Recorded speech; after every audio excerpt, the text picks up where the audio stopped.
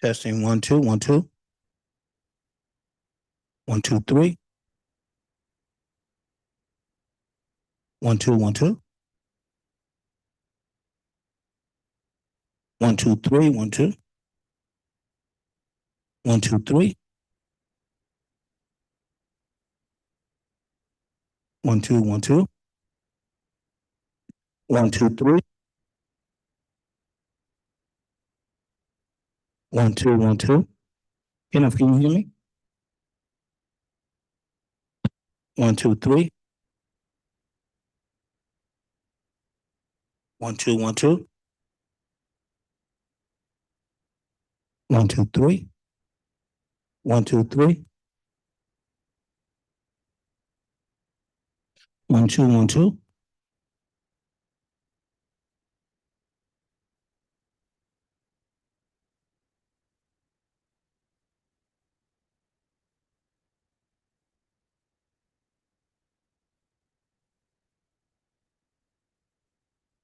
Testing 1 2 1 2.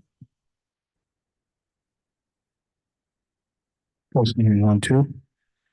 Enough, you getting that?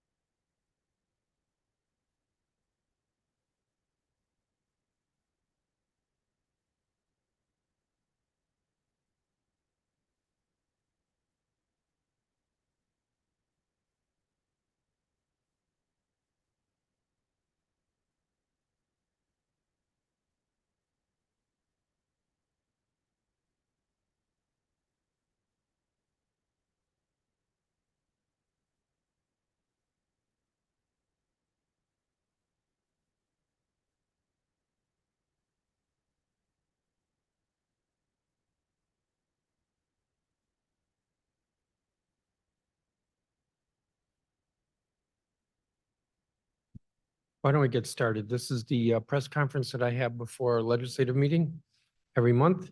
Tomorrow, Tuesday, May 7th, will be the 23rd legislative meeting of Council Period 25. Yes, somebody counts. And it will be preceded by a committee of the whole meeting that's scheduled to start at 11. And I'm guessing it will start relatively close to 11 because there's not a lot of controversial items on the agenda that would prolong the breakfast that the council members have beforehand. The committee of the whole will mark up several measures in the committee of the whole and then pass through 2 nominations to the Rental Housing Commission that came out of the Committee on Housing, chaired by Councilmember Robert White. The legislative meeting, which will start at 12 or immediately after the committee of the whole, has on the consent agenda a number of important measures. The Healthy Homes and Residential Electrification Amendment Act, which is attempting to incentivize through subsidies lower income folks to change from gas or from fossil fuels to electricity for their appliances. There's also the Open Movie Captioning Requirement Act that came out of the Committee on Public Works and Operations, chaired by Councilmember Nadeau, which would require that some but not all of movies shown in movie theaters have to have open movie captioning. This has been required in some other jurisdictions and is important to those who are deaf or hard of hearing, but also there are others like seniors who appreciate open movie captioning. Health Occupations Revision General Amendment Act is a rather comprehensive rewrite of the Health Occupations Law. This went through first reading without, as I recall, it went through without debate. And at the moment, I expect it will remain on the consent agenda. There is unlawful restrictions in land records, which is coming out of the committee of the whole. It's one of the bills we're marking up that deals with a couple of issues. One of them is to invalidate as a matter of public policy covenants that prohibit multifamily zoning, multifamily development where it's otherwise permitted under zoning and where the covenant predates the Zoning Establishment Act of 1938. The bill also adopts the uniform, I'm not sure the exact title, I'll say the uniform law regarding unlawful restrictions on land records that would facilitate the ability of property owners to remove covenants such as racial covenants that have been unconstitutional, considered unconstitutional for decades. And this bill provides a mechanism for the removal of those invalid covenants. The council will also be considering for the fiscal year 2025 federal portion budget request act. That's actually under first reading, but it is, I think, a single reading bill, so it needs to be put on the under final readings. This is a bill that we typically adopt when at second reading on the local budget act for the fiscal year. The mayor sent this over with the other bills. That's the Budget Support Act, the Local Budget Act, and the Supplemental Budget Act for the current fiscal year. But we're moving this more quickly so that it gets up to Congress because it speaks to funding for agencies that have typically been funded by a federal appropriation and not a local appropriation. For example, the Public Defender Service. There's a piece in there for the National Guard. The Criminal Justice Coordinating Council gets some federal money. CSOSA, the Tuition Assistance Grant Program, those are all the courts, those are all components of the federal portion Budget Request Act, and so we'll be voting on that tomorrow. The council will be considering confirmations. Well, one is an appointment by the council, reappointment of Joe Bress on the DC Retirement Board, and two are the Housing Commission, which I mentioned will come through the committee of the whole. On the non-consent agenda, we will have final reading on the revised Project Labor Agreement Cost Threshold Amendment Act. This bill came out of the Committee on Public Works and Operations and went through first reading already. The Councilmember Parker has circulated an amendment. There was quite a bit of debate about it at first reading, but I do expect that it will pass. There was one vote in opposition at first reading. And we have a temporary bill that continues to provide relief for the homeowners at River East at Grandview. That's the multi-family condominium located roughly on Talbot Street in historic Anacostia, where the buildings have been significantly compromised by structural issues due to poor construction. And the council continues to look for ways to be helpful to the property owners who were all first-time home buyers. It's an affordable housing project, and they have been substantially disadvantaged. And then finally, under new business will be a motion that I'm moving to override the mayor's veto. She vetoed last week an emergency bill called the Local Rent Supplement Program Eligibility Emergency Amendment Act of 2024. I have to say I'm baffled by her veto. And I think my first thought on this is that um, collaboration goes a long way. And why do I say that? Because the genesis of this legislation is pandemic emergency that we adopted in 2021 that tried to remove barriers for folks who were applying for either public housing vouchers or public housing units. And the Public Housing Authority implemented that legislation, but not completely faithful to what the council had intended. So we adopted emergency legislation in 2022, introduced a permanent bill. Because the permanent bill hasn't moved yet, we voted emergency legislation again last summer. The first time the mayor signed it, the second time the mayor returned it unsigned. The third time she vetoed it. She cited concerns that had not been raised by the Housing Authority.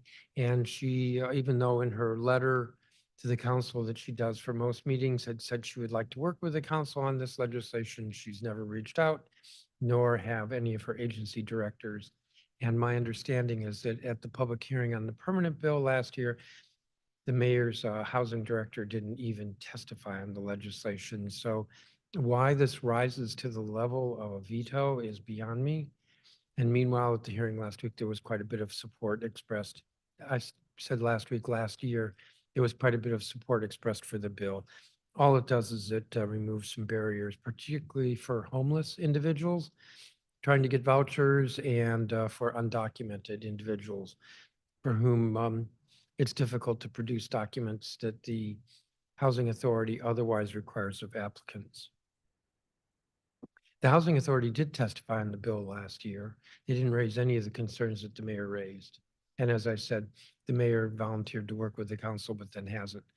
So collaboration would go a long way, and without it, since we've adopted this bill in its initial form and 3 times since, I'm proposing that we override the veto. The next regular legislative meeting of the council is June 11th. However, the council will meet on May 29th to adopt at first reading the budget and related documents. That includes the Budget Support Act. Committees are marking up their recommendations this week. All of the committees are meeting this week except the Committee of the Whole. And Committee of the Whole will have its markup on recommendations only with regard to the agencies under the Committee of the Whole. Our meeting will be next Monday. With that, I'm happy to answer questions. If there are any, Alex? Hi, I wanted to ask about the SETF since Healthy Homes is on the agenda. I know Charles Allen is very invested in, getting that funding back, but I appreciate it's a tough budget. Do you anticipate you'll be able to move the SETF money back to its original, sources, maybe a portion of it? I anticipate that we will be doing everything we can to try to do that, and that it's definitely high on my list. If Councilmember Allen is able to find the money, then I expect that I will be supportive of that. Some suggestions that I've heard about how to do that is simply bumping that, fee on utility bills up, once again, happened last year to do it. Is that something that you would be amenable to? I don't think I'm gonna commit on that particular proposal at this time. Cool, thanks. Sam?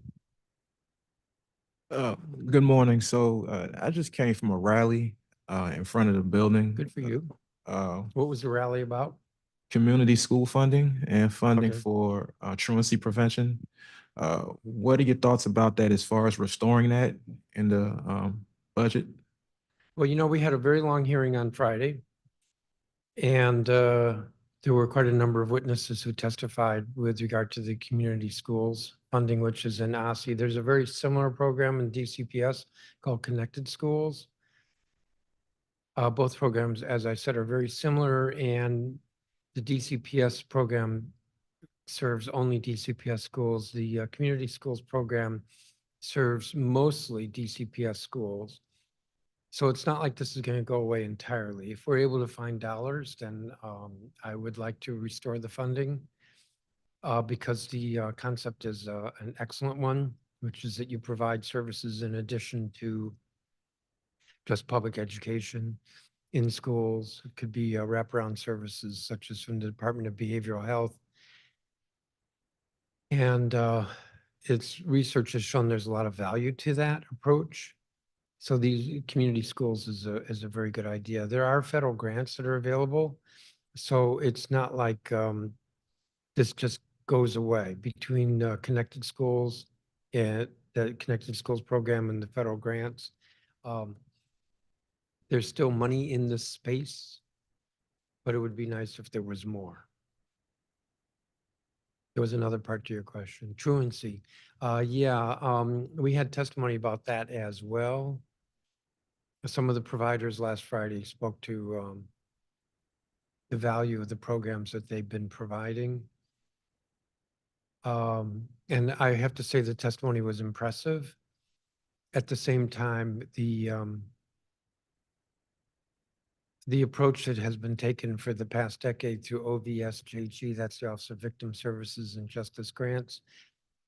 The approach taken through OVSJG has not shown a reduction in truancy or unexcused absences.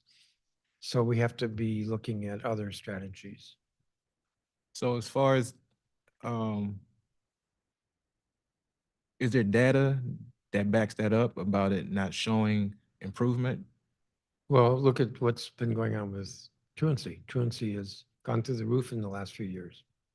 But as far as empirical data, and I'm only asking because what you're saying, of course, is valid, but there are others who would argue that more funding to expand those programs would be just as beneficial.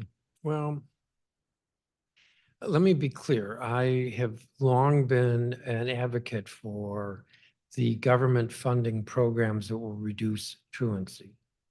And I'm the one who initially put the dollars in OVSJG over a decade ago to reduce truancy. What we've seen in recent years is that truancy has gone from roughly 20% to maybe close to 40%.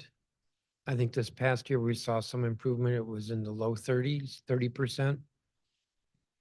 So the numbers have gone up, which says to me that the approaches we're taking are not working.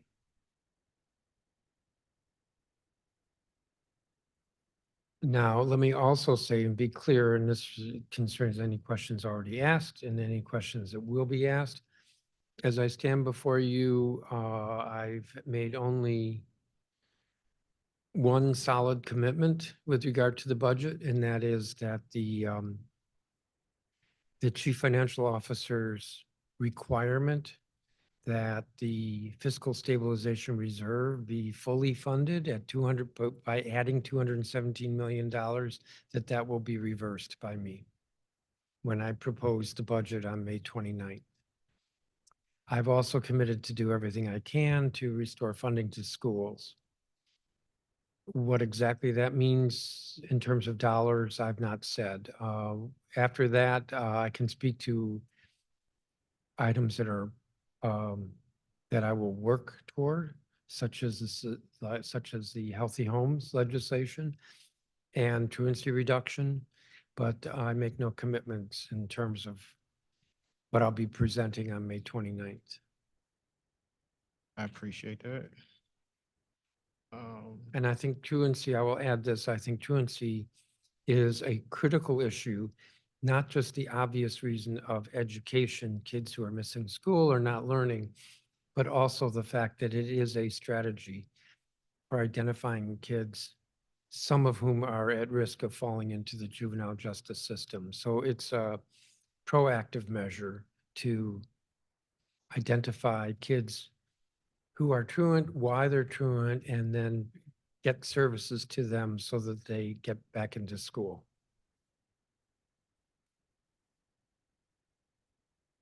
Other questions? Mr. Rice. What are your thoughts about tax increases? The mayor's proposed 5%, 0.5%, I guess, increase in the sales tax. And there's been talk of increasing taxes on property. The mayor has about $500 million in tax increases per year. That is $500 million per year tax increases in the budget or that she proposed. There are members who've talked about it, tax increases on top of that. I'm unenthusiastic about that. The government has grown substantially over the last half decade. And I think the best approach is to look at spending our dollars efficiently and using the savings to fund restoration of cuts. Does that When I mean, say efficiently, that doesn't mean we just simply do nothing about truancy, for example, but what gets us the most bang for our buck? does that mean you are not going to?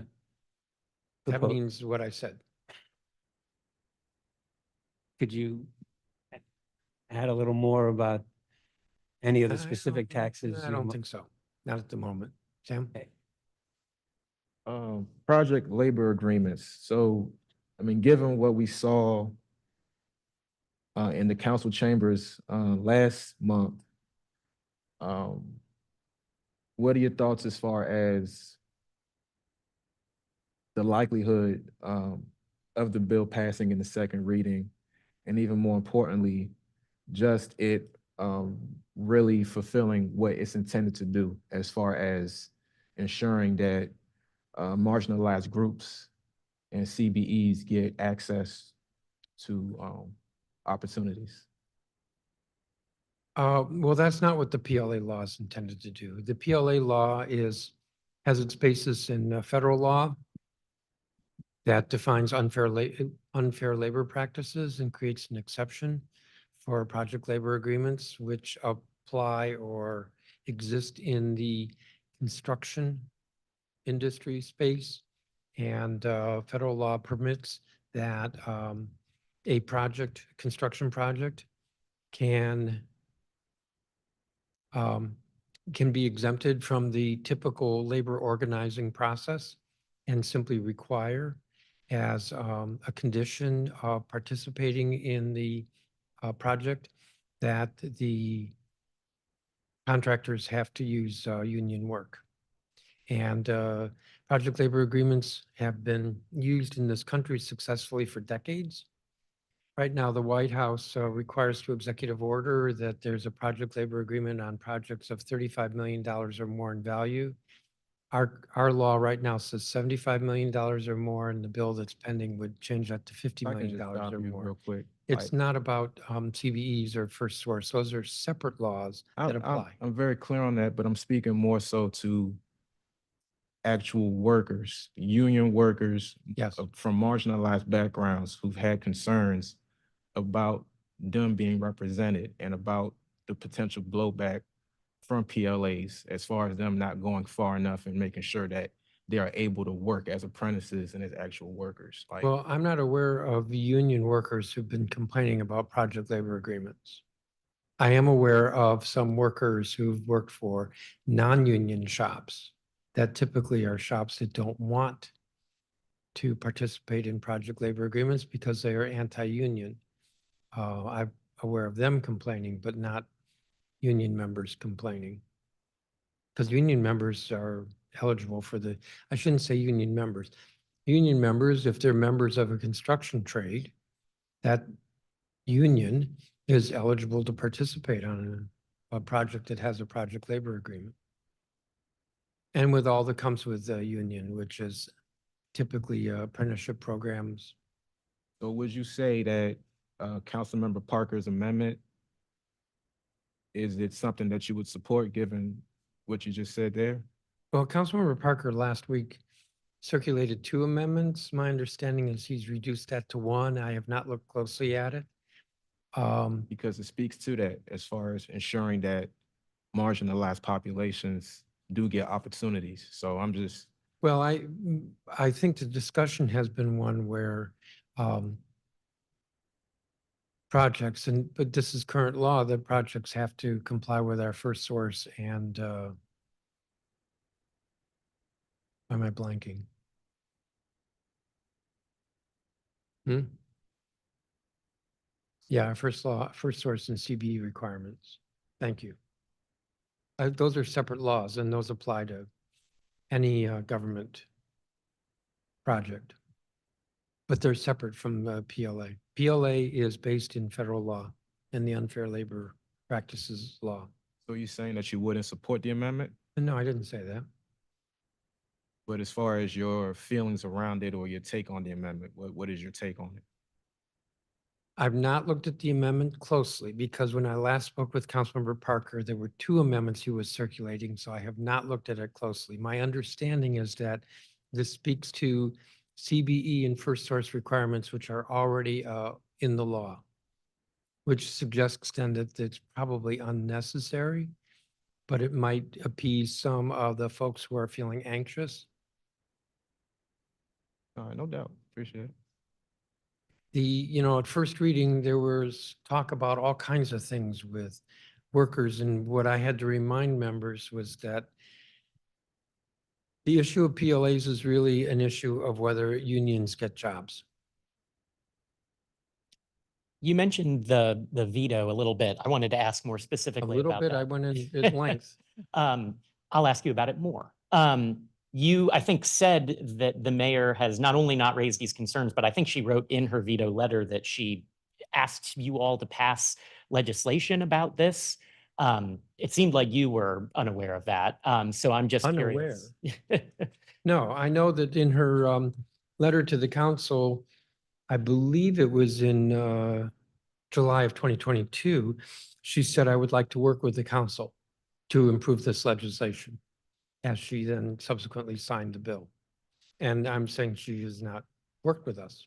She just, wrote the letter, signed the bill, and that was the last we heard from her. Last year, she didn't sign the bill. And this year she's vetoed it.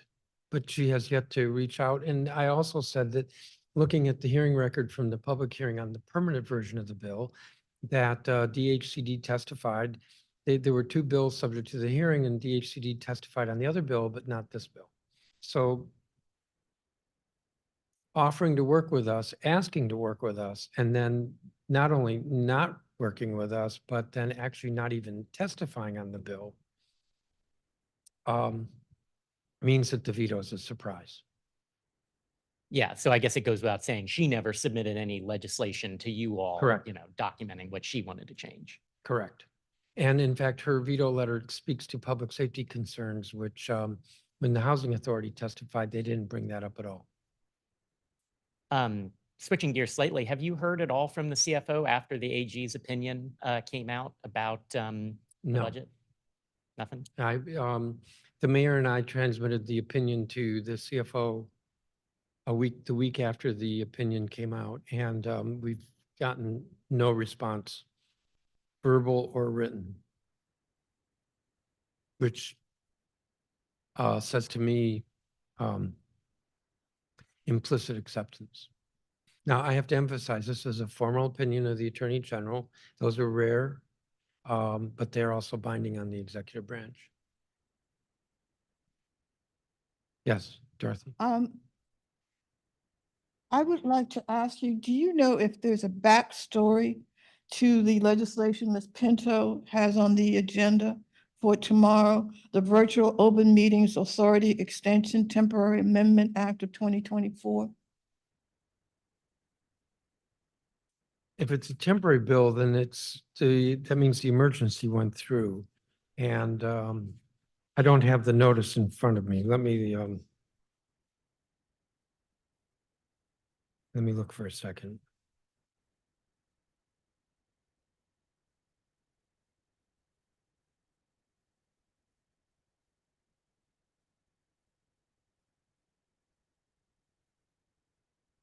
You said it's a temporary bill. Yeah. Oh, yes, I see. Temporary amendment. The operative Yeah, section. I believe that the bill deals with ANCs and others being able to meet virtually. it doesn't say ANC, it refers to public body, any public body, and it allows any public body. The meeting would be considered open if the public body takes steps reasonably calculated, and reasonably calculated is never defined, reasonably calculated to allow the public to view or hear the meeting while the meeting is taking place, or if doing so is not technologically feasible, as soon thereafter as reasonably practicable. It doesn't mention ANCs anywhere in the Well, legislation. ANC is a public body. Yeah, but also are all of DC government public bodies. So you don't know if there's a backstory to all of this? I think the backstory is that I think this is the fourth iteration of this emergency and that it's been lost since the pandemic. I would like to see it as permanent. I would like to see action on whether it should be permanent rather than our continuing to do this by emergency and temporary. And I do have some reservations, these are just my own, about whether we want to continue to have meetings that are entirely virtual. But that's just my own personal view. Has it been brought to your attention the fact that under this provision, which as you said, has had numerous iterations, there are some instances where agencies or departments are abusing that? Not specifically, but you know, we have a mechanism for that. What's the mechanism? BEGA, the Office of Open Meetings. Well, I'm getting a look from you like that. You think that's stupid, but that is the process. If BEGA would ever do its job, That is the process. and that is the So- problem. And I am aware that meetings in person, that there sometimes are violations of the open meetings law. Any other questions? Yes, Mr. Rice. You mentioned something about the covenant Yes. change bills coming up. I didn't see it on the two agendas that are attached. Can you give me a number? And you had some reservations about it when questions about it, when it came up for a hearing. Can you say that those have all Well, been? if I'm resolved? doing my job when I'm having a hearing, I will ask questions to get at, to try to understand arguments for and against. It's on the committee, the whole markup, it's the third measure, Bill 25-669, Unlawful Restrictions in Land Records Act of 2024. 25,669, okay. 25-669. I think that's the bill number for the Uniform Covenant Bill.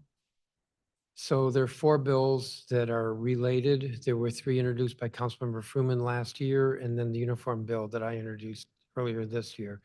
A uniform bill is a bill that's been adopted by the Uniform Law Commission, which is a commission consisting of delegates from all 50 states and some of the territories. And they take several years to adopt a uniform bill, and then they recommend the states adopt it. And the district has been pretty much at the forefront of adopting uniform bills. The uniform bill deals primarily with eliminating these unconstitutional, unenforceable covenants. So we took the uniform bill and then added to it the provision from one of Councilmember Fruman's bills, which has to do with covenants on multifamily housing, where the covenant predates zoning and that the zoning permits the multifamily housing. Back to excuse me, back to taxes. The tax commission is now going to issue its report, I believe, in September. Does that mean all the decisions are going to be made? Because that's obviously after the budget. I wouldn't say all the decisions. So the last I was briefed, the Tax Revision Commission was looking at, I'll say, a dozen different tax proposals that tended to work together as a package. And I'm aware that some of the advocacy groups have been picking from among the list of the dozen. And so some, but not all, If the council approves some, but not all of the recommendations in the Tax Revision Commission would have been preempted. I don't understand. In other words. Wasn't that there- your question was, wouldn't basically the council preempt the Tax Revision Commission's work? Because of the actions in passing the budget. Yes, but there, as I said, there are quite a number of recommendations. The recommendations haven't been finalized by the Tax Revision Commission. The advocacy groups have identified 3 or 4, maybe 4 or 5, that they think the council should adopt. Those are all revenue raisers. But that's only some of what the Tax Revision Commission has looked at. That's why I say that if the council goes that route, it wouldn't be preempting all of the recommendations of the Tax Revision Commission. Thank you. Last question or no more questions? Exhausted the press corps? Excellent. Thank you all very much. So we have the committee of the whole is scheduled to start at 11 o'clock tomorrow morning. Thank you.